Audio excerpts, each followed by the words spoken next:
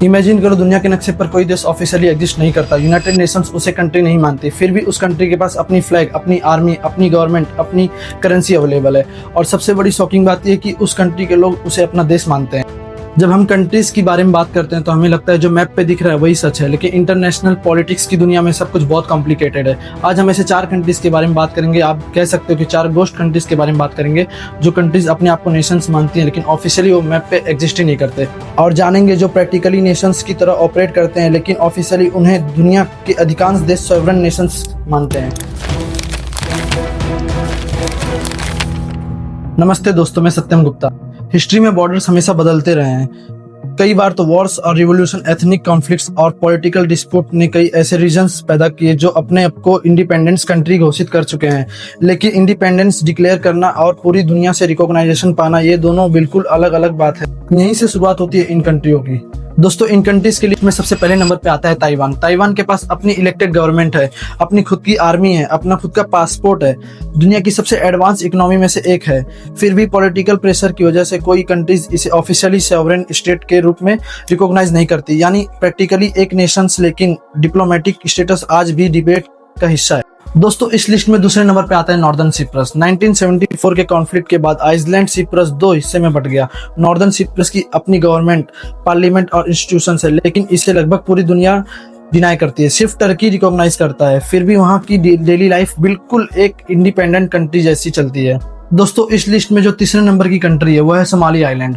1991 में सोमालिया के कोलैप्स के बाद सोमाली आइलैंड ने खुद को एक इंडिपेंडेंट घोषित कर दिया। आज इसके पास इलेक्शंस है, सिक्योरिटी फोर्सेस हैं और कंपैरेटिवली स्टेबल गवर्नमेंट भी है, लेकिन इंटरनेशनल रिकॉग्नाइजेशन लगभग ना के बराबर है, यानी फंक्शनिंग स्टेट लेकिन ऑफिशियली कंट्री नहीं मानी जाती है। और दोस्तों, इस लिस्ट में जो चौथे नंबर पे कंट्री आती है वो है ट्रांसनिस्ट्रिया। ईस्टर्न यूरोप में स्थित ट्रांसनिस्ट्रिया एक ऐसा प्लेस है जहां सोवियत यूनियन जैसे सिंबल्स आज भी दिखाई देते हैं। इसकी अपनी करेंसी है, बॉर्डर चेक पॉइंट है, गवर्नमेंट है, लेकिन लीगली यह भी एक मोल्डोवा का हिस्सा माना जाता है। दोस्तों, अब सबसे बड़ा सवाल यह आता है कि किसी रीजन या नेशंस के पास अगर अपना खुद का पॉपुलेशन है, अपना खुद का गवर्नमेंट, अपनी रीजन है, अपनी आर्मी है, अपनी करेंसी है, तो फिर उसे क्यों नहीं रिकॉग्नाइजेशन मिलता है एक कंट्री होने का। दोस्तों, मैं आपको 4 थ्योरी बताऊंगा जिससे आपको पता चलेगा कि यूनाइटेड नेशंस इन्हें कंट्री क्यों नहीं मानती।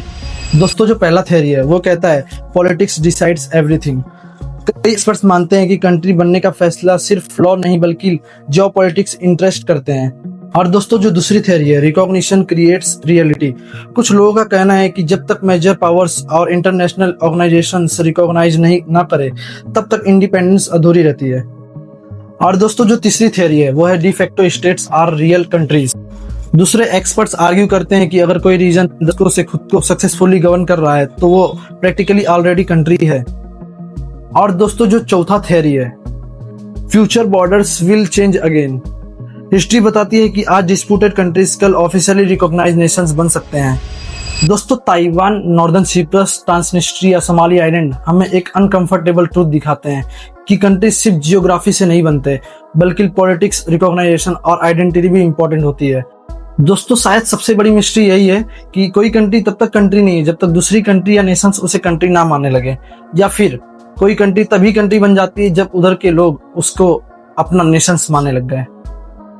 दोस्तों, ऐसे ही वीडियो देखने के लिए चैनल को लाइक एंड सब्सक्राइब करें ताकि मेरा उत्साह बढ़े और मैं ऐसा वीडियो आगे भी बनाते रहूं। नमस्ते।